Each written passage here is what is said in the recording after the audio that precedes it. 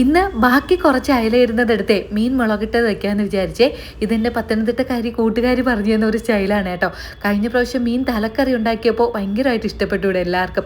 അപ്പോൾ വെളിച്ചെണ്ണ ഒഴിച്ചു, അതിലോട്ട് ഉലുവ ഇട്ടു. അത് നന്നായിട്ട് പൊട്ടി വരുമ്പോൾ കുറച്ച് മാത്രം ഇഞ്ചിയും ബാക്കി വെളുത്തുള്ളിയും കൂടെ ചേർത്ത് അത് ഒന്ന് മൂത്ത് വരുമ്പോൾ അതിലോട്ട് എരിവിന് ആവശ്യമായ മുളക് പൊടി, ഞാനിപ്പോൾ കാശ്മീരിയും കൂടെ മിക്സ് ആയതുകൊണ്ട് ഒരു 4-5 സ്പൂൺ ഇട്ടിട്ടുണ്ട് കേട്ടോ.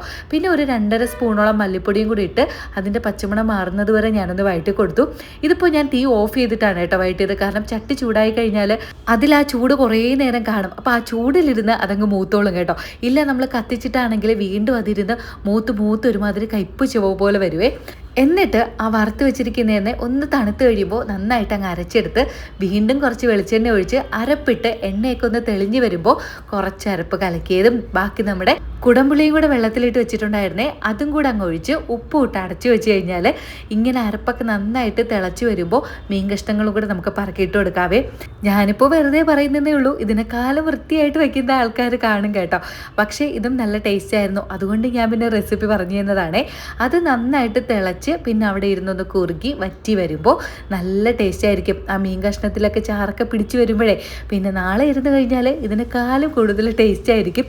പക്ഷേ ഇതെന്ത് സംഭവം ഇന്ന് തന്നെ തീരും.